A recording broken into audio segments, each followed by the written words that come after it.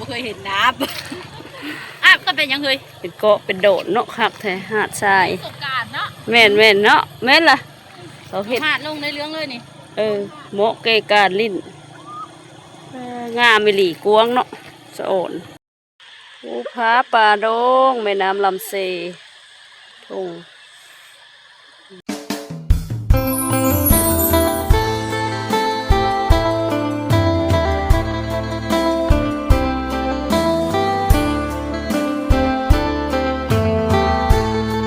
น้ำเซบังไพพี่น้องงามใช่ไหมมันแห้งเป็นกบเป็นโดนภูผาป่าดงแม่น้ำลำเซทุ่งเขียวงามอมทุ่มแม่น้ำไหล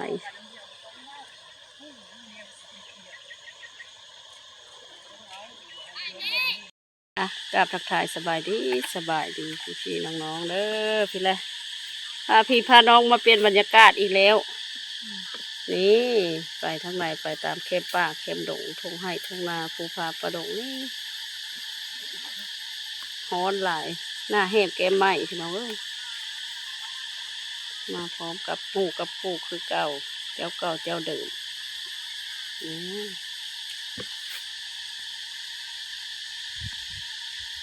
ไปทางไหนบุนี้เนาะไปหูมาติดตามรับชมกันเด้อสิมาอีกครั้งนางหอยและนางขาวผมขาวงานอีกแล้วพี่น้องทีมงานมหาชัยมาอีกแล้วมาฮอดยอดถึงอีกละเด็กพระข้าวพระน้ำเรียบร้อยพี่น้องนี่พระข้าวพระน้ำเนาะละเอียด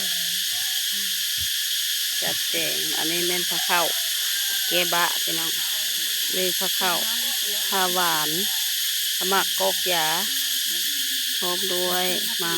กไม้เก้าอย่างละเอียดนะครับ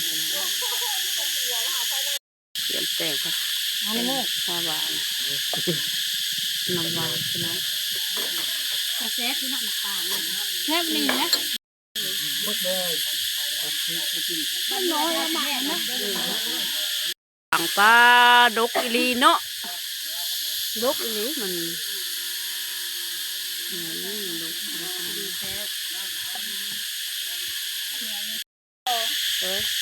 จะเอาแล้วน้ำของใครของมันนะ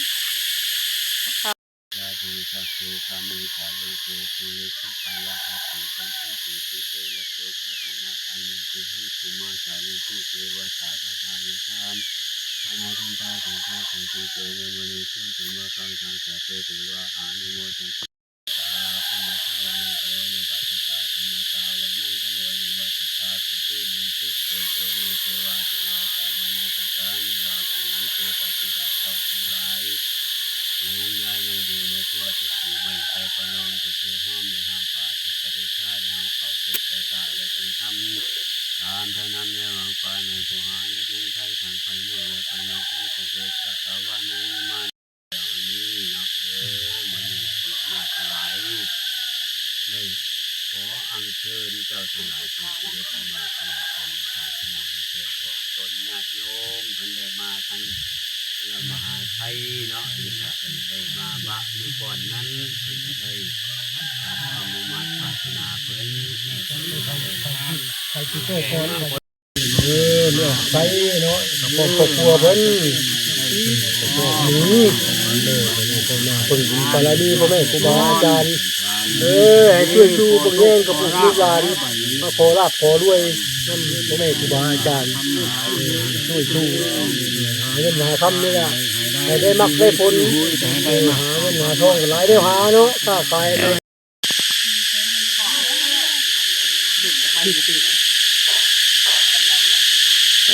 ขอโชคขอใส่แล้วก็มีน้ำหอมพดส่งกระทะ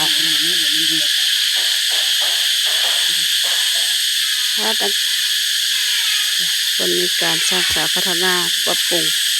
ใหม่ฮะมาเมื่อก่อนนั้นยังบ่ทันอันนั้น มาแล้วเป็นละคนกำลังสร้างพี่น้องโบนัสสร้างสาใหม่ท่าสีท่าสัน สายเจนะวาจานะวะเจสายวาธรรมเมสุกมังวาดังเมยังธัมโมปฏิฆานังสุเตงะกลันตะเลสังโฆสุธรรมเมสายเจนะวาจานะวะเจสายวาธรรมเมสุกมังวาดังเมยังธัมโมปฏิฆานังสุเตงะกลันตะเลสังวานิตุสัง สินวันพ่อวันพัก เลข วัน ห้า นั้น คือ เนาะ บ่เห็นคักเนาะหมู่ วันผัก วันพักพ่อวันเสาร์วันอาทิตย์แม่น เลขห้าหักเบิ่งหนึ่งเลขเจ็ดสี่ วัน เนาะหมู่ มือเลข เบิ่งเสลียงอะนะ เลขห้ามือเล็กออกเนาะ พวกเจ๊โปงเอาคักเลขห้า เขาถือมาข ต่ อ อมาโคโซโคใส่โคแบบนี้เนาะโคลาบโครวย เฮาก็บ่ขอโทษก็ใส่เมื่อมื้ออื่นก็จัดบ่ เปลี่ยนเทียนจักมือนะเปลี่ยน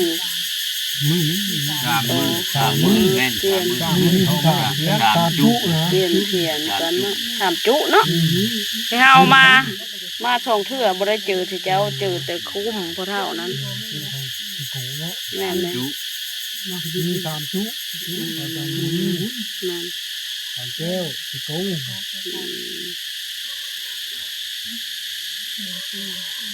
กัน วันนี้ อืม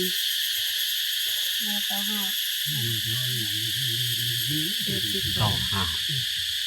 อืม ต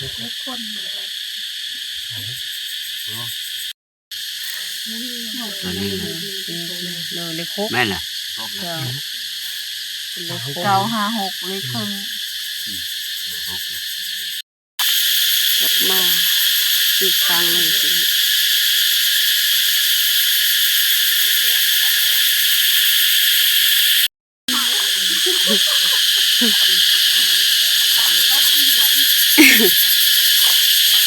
เลยหน่วยเหลืองคามขนาดเล็กนะโทรศัพท์มา เอาแล้วกลับคนเพ่อยู่เพ่คนกำลังสร้างกำลังสาสิ่งพี่น้องเอ้ยเราถึกเล็กถึกหวยถึกเล็กถึกเบอร์คนก็ได้มาสร้างมาสาวัดว่าหามโอ้ไม่ใช่เด้อทุกคนที่ทานเห็นคลิปสร้างสาพัฒนา